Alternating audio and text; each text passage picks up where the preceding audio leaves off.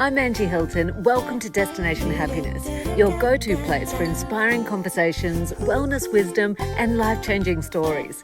We bring you the experts, the innovators, and everyday people transforming their lives and yours. So let's dive in together on a journey of self-care, transformation, and personal growth.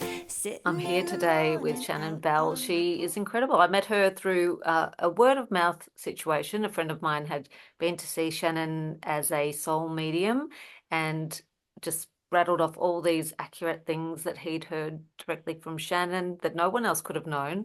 So I went and had my own experience with Shannon, which was also amazing, where I got to connect with my dad, which was a very special process. So the actual work that you do, I find so fascinating. And I know that there's a lot of people that say that everyone is psychic at some level. They just need to be able to tap into it. So first of all, let's hear all about you and your background and how you got into this business in the first place. Yeah, okay. Well, it's one of those things, where do you begin? Because, where do you begin? Mm-hmm.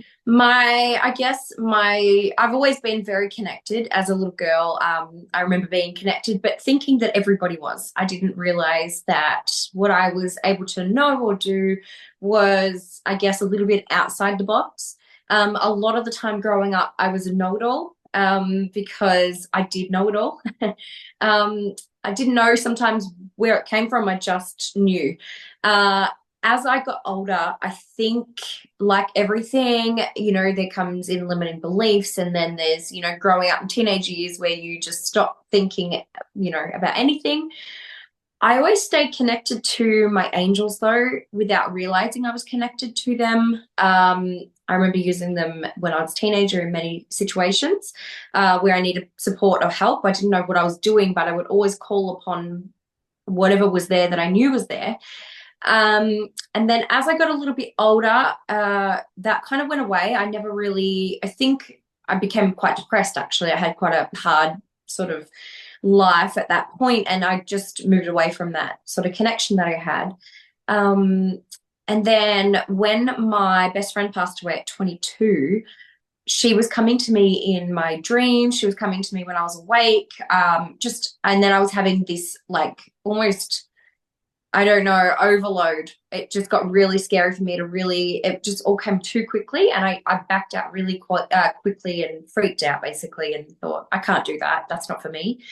So I sent it all away, told them all to get away from me. Didn't have anything to do with my spiritual journey for many years after that. I was plodding along, but not really. I went into nursing. And then I became, I guess, just in a cycle of work and living, not thinking much about life.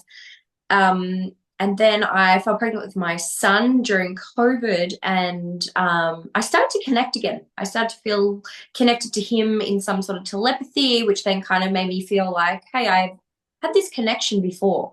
And then when he was born, the day he was born was when I was like completely turned back on again, and started having this connection back with my son. And I knew he was special from the minute he was born. I remember hearing very loud and clear that he was a special person. And I remember calling him my wizard and thinking, he's the oldest soul I've ever met. Unfortunately, as the weeks went on and days went on, I started to realize that the connection that I had with him was to help him to seek help and to get some sort of, I guess, medical support for him. I knew that he was sick, and I knew that there was something not right with him, and I knew the things that I was seeing within his little body weren't normal. And I had to keep pushing to be seen by the medical teams and pediatricians and things like that. And during COVID, they were really reluctant to see anyone, really. So every time I presented to ED, basically because he wasn't acutely sick, they were sending me away. They were telling me, one particular pediatrician was there nearly every time. She ended up telling me that I was crazy, basically, and that I need to get mental health support and to send me home. She didn't even bring him in. She wrapped him up, handed him back to me, and said, you need help. And I thought to myself, when I went home and holding my newborn baby, that I was clearly feeling that he needed help now, or he was going to pass away. I could tell that was the outcome for him. And I was so scared that maybe it was me. Maybe I was seeing and hearing, and these, the telepathic communication I was having with him and my angels was made up. Maybe I really was crazy. And so I actually had thoughts about removing myself from life God. so that he could get the help that he needed. And I thought to myself, that's easy. If I can get help from my son by removing myself, that's okay. I'll do that if that makes it easier.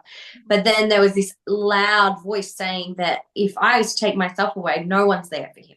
And I couldn't let that happen. So, despite my own fears and my own worries about how I was being perceived, I knew that I was the only person who would take him in my arms and care for him the way he deserved to be cared for. And it was only when he was like 3.5 months old that he ended up on life support at the Royal Children's Hospital, fighting for his life. And I'd already spent so much time at the Royal Children's Hospital. We'd been in, they put us in through services that were clearly taking care of me rather than him. They were having people checking in on us like every half an hour and taking him out during the nighttime. And I felt like I wasn't being taken seriously. And then eventually he finally had this, we don't know, I feel like it was something cardiac at home. I feel like he was having a heart attack or something. And yeah, we ended up rushing him to the hospital and they put him on life support, took him to the Royal Children's. And that's when I guess they started investigations, did an MRI and realized he had brain changes quite dramatically. Oh. And that was in the last 5 weeks. So they'd already done an MRI previous to that and there was nothing there. And then over that 5 weeks, they'd seen massive changes to the brain. Oh my God. And by So that stage, you'd had the feelings far before the 5 weeks so it was yeah, completely a it was, psychic yeah, experience. yeah. I knew from probably the day he was born, there was something, and then I just didn't know what it was. But within weeks, I was aware of where it was heading. And I kept hearing, you got to push, you got to push. And my biggest feeling that I had was that if I didn't fight so hard to be taken seriously, he would have died at home.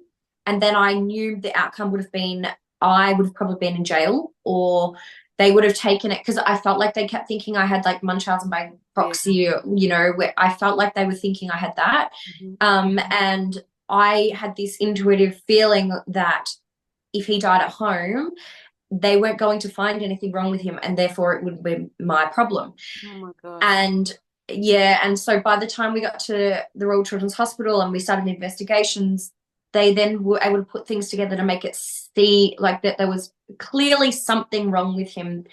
And then the investigations for the next 3 months before he passed away was just torturous. He had to go through many things constantly, but I had to as well, and it was a fight every day with so many things. And so, to cut a long story short, basically, I then began using my intuition and my voice and my power while I was there for him. And then also having these constant need to trust myself, trust what was coming through.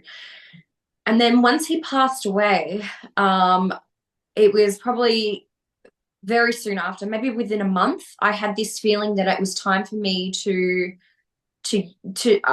felt like I wanted to go one way or the other. I wanted to lean into alcohol and numbing myself, really, really wanted to do that. And it would have been very easy. And then the other side of me was saying to pull away from all of that and do the hard work. And I just have never been someone that leans into things easily. Like I just knew that it would have been too comfortable to go one way. And I always like to try to challenge myself. So I thought I'd give this a go. And it just kind of started spiraling for me. And very quickly I was able to start connecting back into what I've always known. And it came naturally to me. But then it's just over time, I think I've gradually just learned to just say, this is me, like me or not, this is what I'm doing. And I think my biggest hurdle has been the fear of family, and the fear of people seeing me and all those people who knew me before and how they would have perceived me. And now I just don't care. Like now it's just like whatever. Because your popularity is growing so quickly. Yeah. Yeah, well, I feel Well, like it's more of a, I feel like they started to come around. A lot of the people I used to worry about, especially certain family members and things that I'd be like, oh no, I'd keep that to my, they're actually quite on board. And it's been nice to have that support. gosh, what a horrendous ordeal. What was your baby's Mm. name? Jude. Jude. And when he passed, did you continue that connection that you had right from the start? Yeah, it has been different. Definitely very much a connection of love, and I know he's around me and I know he sends me things all the time.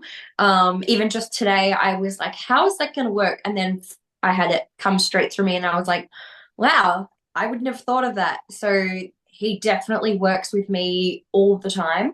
I think he works through my children. I think it's my children that I am so, I know he's around because my children, especially my youngest son, talks about him all the time and he's never met him. So it's apparent to me that he's around always. Yeah. And how many children do you have?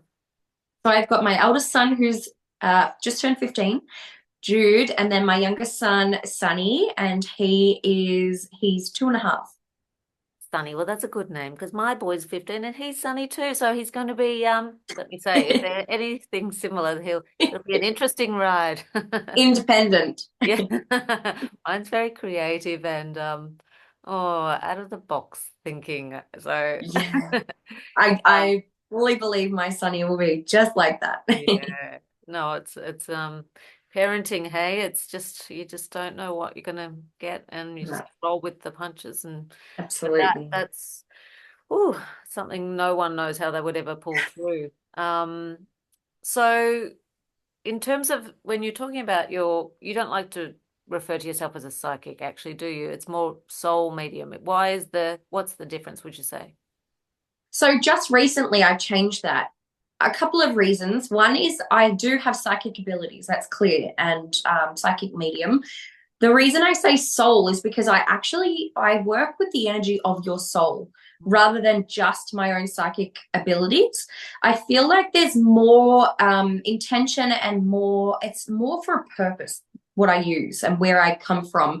I believe that psychic is in everyone and everything, but the way that I'm working with the energy of the soul, it's very different. And I wanted to, I guess, step aside and make it a little bit more different towards myself because I don't believe my readings are like anybody else's in my own way. And I wanted to make that my point of difference and help people to understand when you come to me that you won't be receiving just your future outlook or just, those things. I feel like it's about helping you stay on an aligned path of your soul and helping you to, because whatever you dream about is actually what I feel you can have. You just need to be on the alignment of the energy to bring that forward. And if you stay stuck in certain patterns of behavior or you aren't aware of certain things that have caused you to become who you are today, you won't ever really get there until you figure those things out. And so I feel like I use my abilities to help your soul bring through the message that helps you step into that so that you can move through and manifest it basically. Sounds incredible. And so when you're getting the messages or feeling them or seeing them, how does it all Mm. So I still don't know myself. work? It's always been, I know. Everything I say is I know. I just know, I feel. And a lot of it is feel. And that's what I feel, literally. I feel it in my body. I feel it in my mind. A lot of the time I have pictures that come through, words that might drop in. Sometimes they're in my back, or they step behind me and they show me things just here. I don't know how to describe it other than sometimes it's like a movie that quickly flashes past or just a word that drops in. And it's so quick sometimes that you could quickly forget it. But it's something that I've learned to process really quickly. But they also show me now things that are based on images they've shown me before. So it's starting to create symbols or patterns that I can say, I might have 3 people come to me in the same day and I get shown the same symbol for each person. And I know that means, their auntie's coming through or whatever it is. So I'm starting to notice and create patterns that they're bringing through. Sometimes they show me like a cartoon dog jumping through hoops, and I will know then sometimes that, you're going through a lot and you're having to jump through hoops to get there. Mm-hmm. And so we're creating our own little system between us. Mm.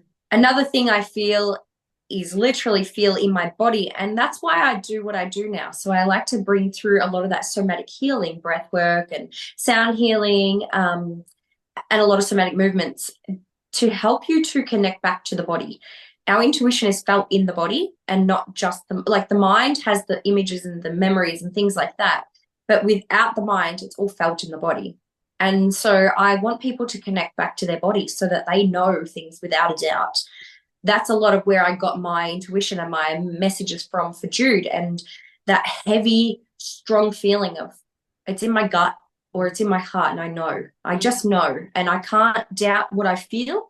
And that's what I want people to come back to, and it's looping back into those natural abilities that we've all got. And many times, I'm sure that anyone watching or has been a part of, we've all had that inkling before where, oh, I shouldn't do that. And then you've avoided it, or you've done it anyway and then regretted it because you're like, I knew that person was going to do this, or I knew this was going to happen. And what I want to help people do is go, I feel it, I'm not doing it, or I feel it and I'm going to do it anyway. So it's kind of stepping into that power of themselves and trusting their own intuition. And we have that there to guide us, and it's part of our soul's alignment, and it's our higher self sending the message. And I like to think of our higher self as our future self. It already knows our future.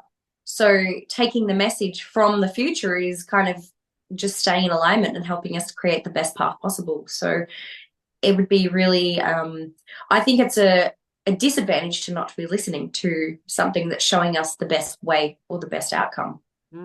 It's such a great reminder, because as you say, everyone feels it. You get the knot in your stomach, you get the heavy heart, you get a blocked throat even when you're not expressing yourself. And even I notice in my third eye, when I'm just in my head, it just gets so but to have someone reflect that back to you to remind you is so important, because nobody's talking about it. And that's it's like our GPS system, isn't it?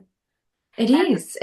Yes, though, when people like, I love what you're saying, and say I know that I'm not in the path that I'm meant to be right now, and I know I've stuck, but to take that leap where I know my future self wants to be feels so big. What steps do you suggest to people when they're in that space? Yeah, great question. And I do that for myself too, because I do the same thing and I still have to do it. It's grounding myself. It's coming back to it's stillness. It's not allowing the mind to go too far, and remembering that we're only here today. We don't know what tomorrow will bring. So we can always dream about our 20-year future and all of these things, but we don't know that that's going to come. So a lot of it is about being mindful of, and gratitude as well, holding that gratitude for the moment we have. So going back into stillness and creating beautiful patterns or routines within our day where we get a little bit of 5 minutes to ourselves, checking in with, how does my body feel? What is my body asking me right now? What does it want me to do? And that's just simple tasks or simple things that you could do. So I like to do that myself. I like to just close down my eyes, take a really long slow breath in, grounding myself. I see my feet planted on the floor wherever I am, even if I'm in the car. And then I just like to feel my body, feel into the sensations, notice that my back might be a little bit sore, my neck feels tight. But then I also like to undo that and say to myself, where do I feel good in my body? My hip feels really loose. That feels nice. My knee is not hurting, so that's nice. Okay, now what do you want me to do right now, body? What can I offer you right now, body? And it will say, you need a drink of water. And I'll say, you know what? I actually haven't had water for a long time. And then I have a big drink of water and I feel so replenished. And then I'm like, actually, I feel like I've got more energy. Yeah, I feel good. Okay. Now what? And then I just know what to do next. And it's something as simple as that. My body has responded to me. And it's a simple message. And then I feel connecting to my body that way. Actually, very interestingly, I remember one time learning something about my body that I didn't know before. I was on a walk, and I love to go for my walks. And I was thinking about my belly button and the reason we have a belly button. And it was such an odd thing to come to. And it's so odd to even talk about these. But at the time, I started connecting, and I remembered that our belly button is actually the nutrients that's provided from our mothers. And so when they cut that cord, we no longer have that nutrients. It's our own body. So I actually placed my hand over my belly button while I was walking, and I started to feel the energy of the belly button and the nutrients, and thinking about how it provided me all of the essential nutrients in my body to provide me the body I have today. And as I did that, I suddenly had these just overwhelming messages coming through, and it was telling me what vitamins my body was depleted of and what things that I needed to put back in my body to get me to my highest self. And I was like, it was coming through super quickly, and it was telling me if you have cherries, it's going to give you vitamin C. It's got a higher nutrient dense than oranges. And I was like, what? And I'm walking and I'm hearing all these things coming through, and it's telling me all these facts about what my body was needing and why, where I was receiving it, how high the nutrients were. And I ended up stopping and taking notes in my phone. And now that's one of the things I do. I stop and I check in with the nourishment of my body. And were they thoughts that you'd never read or never heard of before, suggestions like that? Never. I would never have known about, it was like cherries or something that was higher vitamin C or something. And if you have vitamin C, you take it. And it was just telling me all these things. And I was like, okay, I can't even just make this up. This is stuff I don't know. And so I stopped to put it all in my phone, and I was like just typing, and it was like a massive note. I just wrote all these things down. And so, yeah, checking with the body really does connect and speak to us.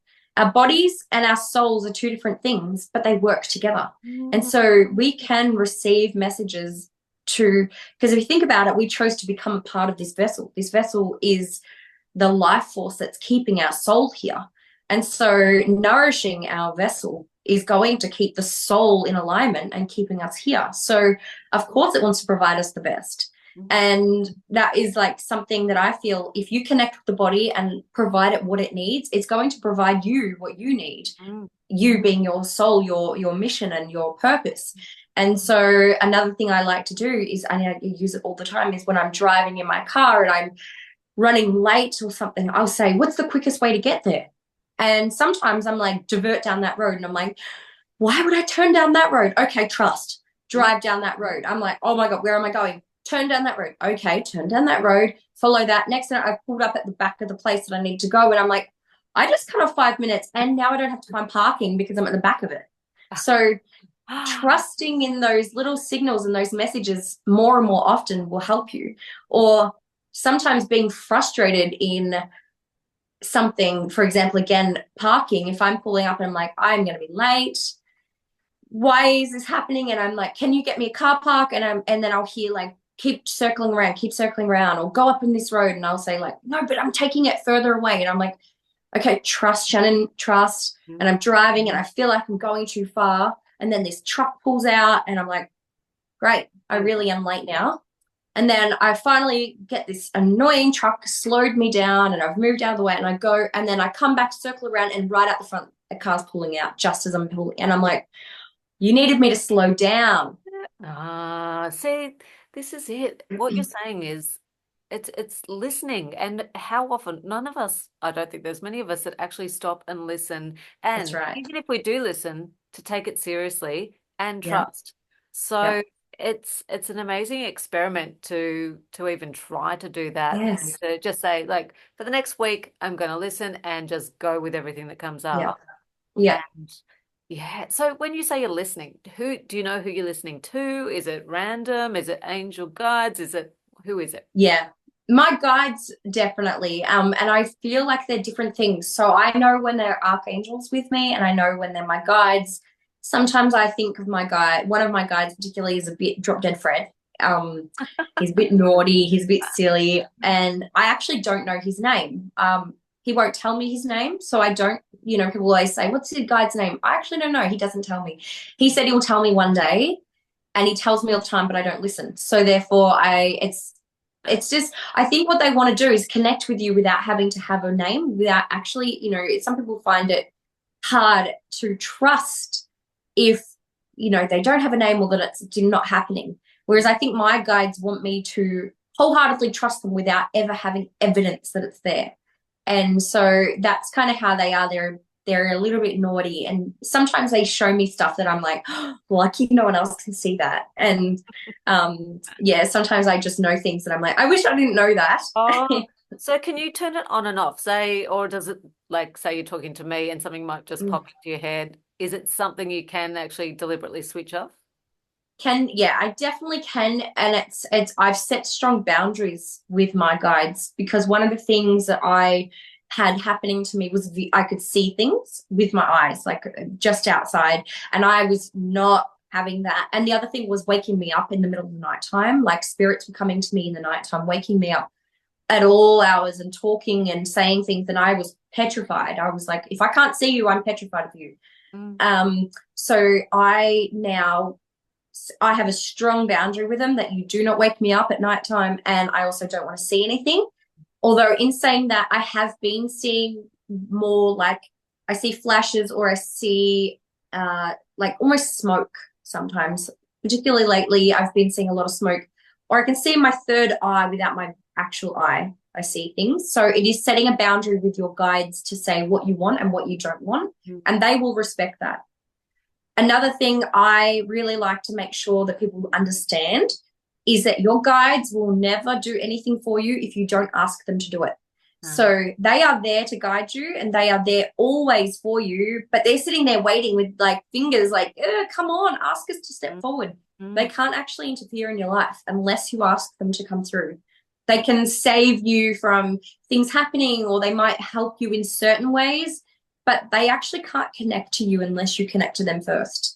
And that is something that is, I think a lot of people have a misunderstanding of. They just assume that we've got them and they'll do what they need to, and they will, but it has to be a relationship that you build with them.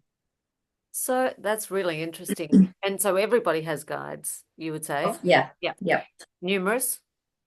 Can be. Some people just have one guide, some people. So I've always been told, and I know that I have many, many angels with me. That's why I call myself an angel medium too. I work with the angels. They're all around me right now. I feel them all around me. I feel their energy. Some of them are very proud of me right now, and I can feel that. And yeah, they just said 6. So there's 6 here with me right now. And so I've always got lots with me, and working with me. A lot of them push me to do things that I'm really uncomfortable to do. But I also feel like it's kind of like having a mum with you. Sometimes it's like, I don't want to go to the doctors, but my mum's with me, you know, like, so I'm okay. So I feel like they're a bit like that for me. I have a lot of nurturing energy with them. Some people are born with like, and they'll come with, so it'll change throughout your life as well. They're telling me right now, sometimes at different points in your life, they will switch out. Like they're saying to me now, will change. So I remember years ago, my grandparents were very much a part of my life and as part of my spirit guides, I believe, but I don't feel them anymore like that. They're not in the front like they used to be. So it definitely changes with each part of your life. And I think after Jude passed away is when I think most of my angels stepped in and been able to guide me in the way that I'm being guided now. But you right now, I can feel that you have a spirit guide on your left shoulder with you right now. This one particular, yeah. Can you tell me anything more about it? I feel like there is a male energy there with you. Definitely popping through. I know we've connected with your dad before. He's definitely, and I feel like your daddy's one of those, he pops through the back of you, like while I'm talking, he's like kind of pops in. I'm still here, like kind of thing. So I definitely, I get like the sense of them. And yeah, a lot of the times that I have people and they stand behind me, they always stand behind me. Amazing. So when you're or what suggestions would you have when you go to sit down, tune in? Do you say something before you start? Do you meditate for long? How do you get in the zone, and what should we be doing? Yeah, I have built a relationship, a connection with my guides enough that I can be like having a tantrum out there with my kids and being like, you've got, know, 1 minute from about to jump on a Zoom call with a reading and come in here and just say, I clear away negative energies, entities and spirits. And then by that stage, they're already connecting in with me. I can feel when they're doing that, they settle me. And then I like to just feel, and I always come into my heart space. I always like to come into how my heart is beating, and I feel myself slowing down. And that then brings the energy down, and I almost feel like I feel it coming down, and it's like a veil, and it comes down and it allows me to open up. I feel my crown chakra opening, and I feel like everyone can do the same thing. Another really beautiful way that helped me connect when I first was starting out, and I still do this now, is high vibrational things. Having a quick dance before you do something, having, like, you know, just say you're about to have a stressful phone call or something, and it's like, you know, you're really in a, oh God, how am I going to handle this? Or I really don't want to do that. Force yourself to put on a really fun song that you love and have a good dance. It's going to raise your vibration, and you're going to be like, I am so silly. I love, not one person can see me, and I'm having a good dance. You sit down and you connect in back with your heart, and you take a deep breath, you slow you down, and you say to your guides, okay, I'm open to receiving. I'm here. Thank you for clearing away negative energies, entities, spirits. I am open to whatever you would like me to hear for healing. And then that's it. That's as far as it is for me. It's just as simple as that. But it's raising the vibration of myself so that allows them to come through. And then they start just throwing it like instantly. And say if we were to try to do something like that, and we used the terminology you just used, would, as an experiment, would we have a notepad and pen and just write down things that come up and just see what resonates, or visions, and not exclude anything and just take it? Yeah, that's a really good one to do as well. And also just automatic writing. That's a really good way as well. Sometimes automatic writing is, or channel writing, it might be that you like to do it, where you could do what I've just said, have a good dance. You're setting the intention as well. So if you might like to just say, okay, I'm going to dedicate the next 30 minutes to connecting with my guides. I'm going to put on this really fun song. I'm going to have a good dance, get myself feeling in my body, raising my, you know, vibration, my heart rate. I'm feeling myself sitting down, coming back to the body, getting out then a pen and paper. And you could write, my intention is to connect with my guides. Or it could be, what do you want me to know, higher self? Whatever it is you feel that you want to connect in. And then you just start writing, and it's going to be, my intention for this is da, da, da, and you start, and then the more you write, the more you start suddenly being like, I don't know why I need to write that, but I'm going to write that. Okay, I'm crazy now. And then you completely forget and you let go. And if then you just start trusting the next word, because sometimes mine will have one word block and then I've got nothing, one word block, and then I'm like, I don't know what I'm writing. Why am I writing hello? Okay, I'll write that. My handwriting changes, my verbiage changes, everything changes. And then at the end, I will go, okay, I don't know what I wrote there. I'm definitely crazy because I made all that up. I go back to read it, and it is it is not me. It is definitely not me. It changes from I to we, or the collective, or we, and it's very divine in how it's coming across. It'll be your handwriting changes. I tell everyone to give that a go. I guarantee you everyone will be blown away. Oh, Shannon, that is such a great tip before we go into our self-care Sunday event coming up soon, which is on October 20. And Shannon is going to be one of our star speakers on the day, and she might even do some reading in front of the whole crowd. Is that an option? It can be. I can give it a go. I actually haven't done that. We can definitely give it a go. Awesome. Put me on the spot.